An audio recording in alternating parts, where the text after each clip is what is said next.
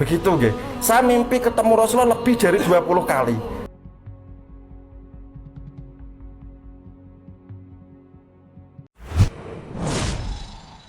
Viral pria asal Kudus ngaku Imam Mahdi sumpah di bawah Al-Quran, saya siap dengan konsekuensinya. Viral, seorang pria asal Kudus, Jawa Tengah mengaku di bawah Al-Quran jika dirinya adalah Imam Mahdi.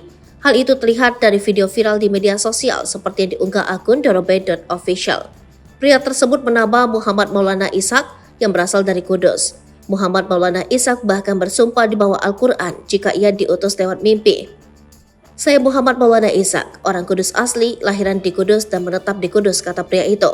Bahkan ia siap menerima segala konsekuensi dari pernyataannya tersebut. Jika saya berbohong, mengaku diutus Rasulullah padahal bukan, jika saya tidak bermimpi berjumpa dengan Rasulullah dan mengaku bermimpi.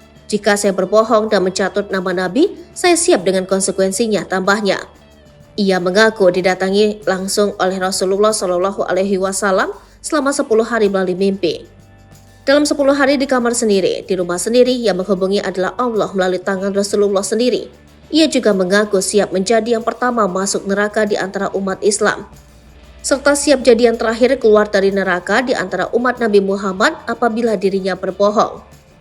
Saya siap masuk neraka pertama kali di antara seluruh umat, dan saya siap keluar dari neraka terakhir kali di antara umat Rasulullah, serunya. Begitu nggih. Saya mimpi ketemu Rasulullah lebih dari 20 kali. Saya mimpi ketemu Rasulullah beserta 70 saf Nabi, Rasul, Malaikat, dan Wali yang di dalam surga.